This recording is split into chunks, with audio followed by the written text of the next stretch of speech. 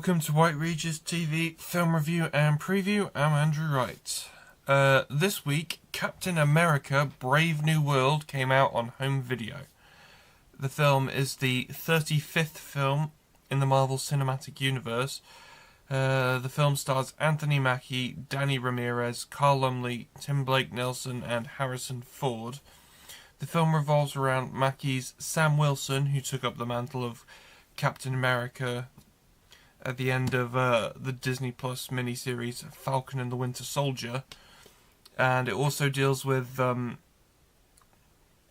emergence of Celestial Island, which happened at the end of the Eternals film, with Celestial Island being the MCU's source of adamantium. So the film revolves around Wilson investigating a conspiracy involving Harrison Ford's American President Ross, as a recast of the late William Hurt, who played the role in The Incredible Hulk and Captain America Civil War. So the film was originally released back in February to box office disappointment and mixed reviews from critics, but I actually happen to quite like it. I thought, yeah, it was a bit short. It was too short. It was too rushed. And plus, it's evident Marvel has never known what to do with the Hulk catalogue of characters. They've just never known what to do with that. But Mackie and Ford's performances were great, and I really liked the gritty, paranoid nature of the film.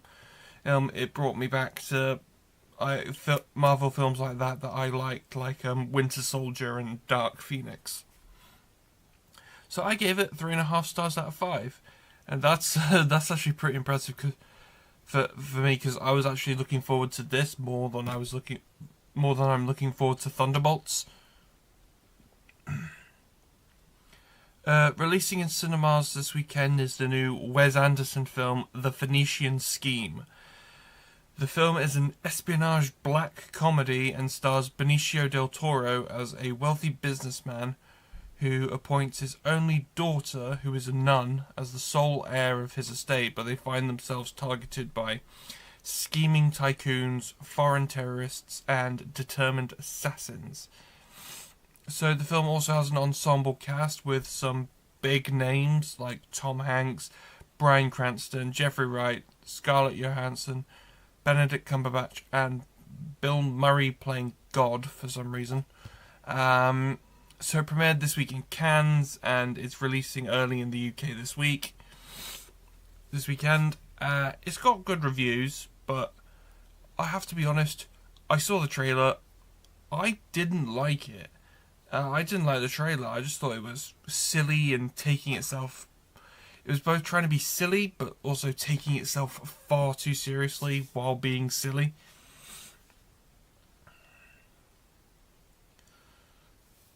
The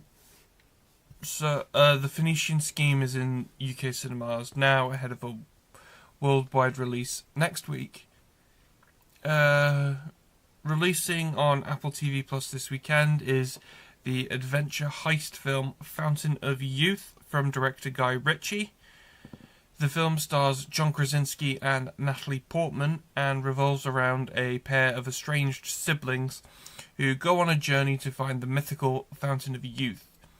The film has been compared to Indiana Jones during its marketing campaign, but I haven't seen any reviews for it yet. Yeah, I generally tend to forget to check reviews before I film, so... Fountain of Youth is streaming on Apple TV Plus now. Also releasing this weekend, but this time on Netflix, is the slasher horror film Fear Street Prom Queen, the 4th installment of the film series based on R.L. Stine's Fear Street books, which are originally adapted as a trilogy of movies in 2021 that released every week. Prom Queen stars India Fowler, Susanna Son, Fina Straza, Chris Klein, and Catherine Waterston. And it's set in 1988 and revolves around a group of it girls who are campaigning to be elected prom queen in the upcoming prom. But after an unusual nominee emerges in the race, the other candidates begin to vanish without a trace. So, like Fountain of Youth, reviews aren't available for me when I'm writing, because streaming reviews don't come out until release day, which is the 23rd. So they'll already be out by the time you're watching this. Fear Street Prom Queen is streaming on Netflix now.